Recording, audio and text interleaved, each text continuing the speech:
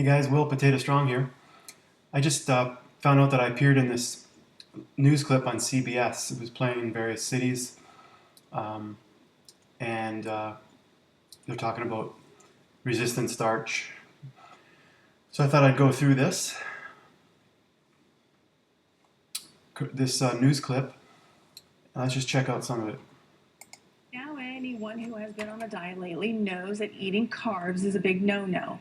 But the latest research shows that eating So right off the bat, they demonize carbs and the common wisdom. So if you're educated and you understand how healthy plant foods are, you won't be one of these people.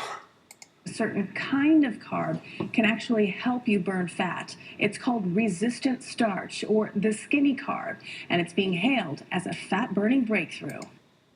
So right away they try to find this secret ingredient, in starches that are potatoes or whatever, resistant starch, and all that means is that some of the starch is resistant to breaking down, so it'll go through your body without being absorbed. But the reality is, it's about eating a whole food, plant-based diet, starch, beans, rice. There's no secret. There's no magic. Some of these people are actually taking resistant starch from these plants and putting them into other things to try to find that secret ingredient. So it's all about nowadays superfoods, some secret trick that you can do to avoid gaining weight, and it's just about eating all these foods. There's no magic. After decades in the doghouse, potatoes are back on the menu, even for dieters. This is good news for those who have unfairly avoided the potatoes. And good news for other maligned starches like corn and rice, which have also received a bad rap in recent years.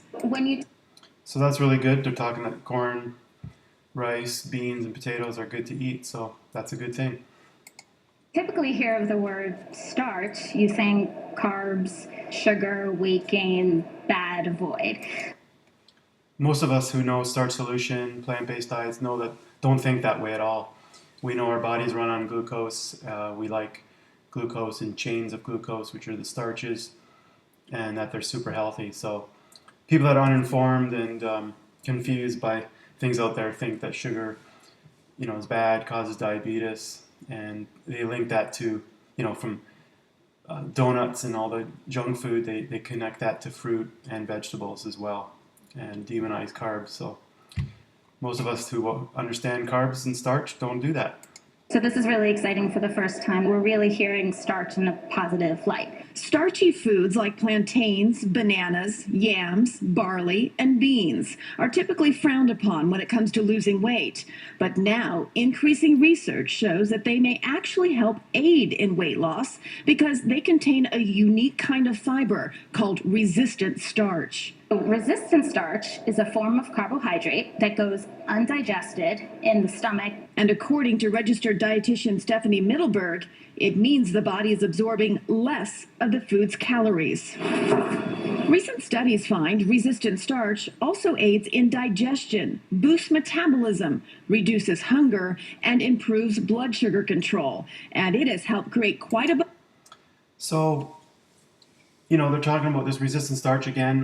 What I'm trying to say is that, plant foods have a lot of fiber, and that's great. It goes through our system.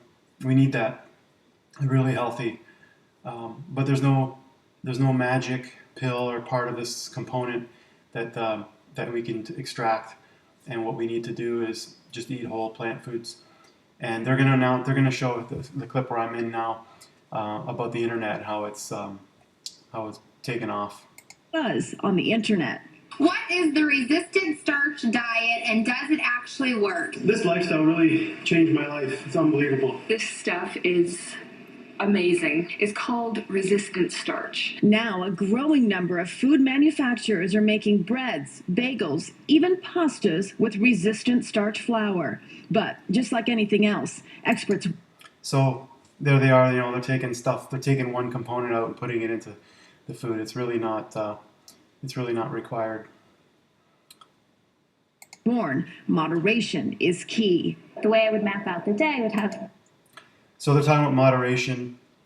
Again, that's just an incorrect way to look at it, and that's a typical thing that people do with dieting is they try to moderate. So you try to have a little bit of this, a little bit of that, and it just keeps you addicted. You got to check out the pleasure trap. People who smoke and drink, you gotta eliminate it 100%. If you keep eating the foods that you're addicted to, even in small amounts, you're gonna satisfy that desire, and it's just gonna perpetuate itself. So let's see what she says about how much you should eat of these starches. Banana in the morning, and then add a half a cup of beans to lunch, and then have a cooled baked potato at dinner. So here we go: 1 banana, half a cup of beans, and 1 baked potato. It's just they're gonna eat this stuff with other crappy foods, and I hope that it magically saves them from bad health and weight gain. So you got to eat more of those things. You got to eat. That's got to be the center of your plate. You have to eat more starches than just 1 potato and half a cup of beans.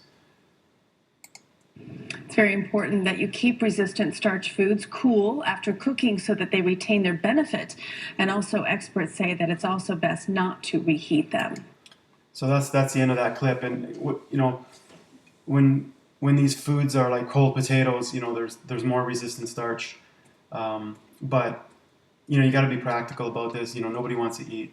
I mean, I like cold potatoes, but eating everything cold just because there's a little more resistant starch, it's just missing the main point of this is that the starches are healthy. So if you're not aware of this, you should check out the Starch Solution by Dr. John McDougall. Check out a lot of his videos, and it's about eating starches as the main portion of your diet, and they're filling and they're healthy, and then you add non-starchy vegetables and some fruit, and you'd be good to go. So it's not a trick or anything that you can add to an unhealthy diet. It's make these foods are healthy. They're lower in calorie density. So potatoes, fruit, vegetables, legumes, and whole grains are all low in calorie density. So that's why when you eat these foods, it fills you up, and you get the fiber, and you're not eating a ton of calories that way because you're eating a lower calorie density food. So you fill up and get everything you need from that diet. So anyways, it was cool to see that at least they're talking about this, and I thought I'd share it with you guys. Talk to you later.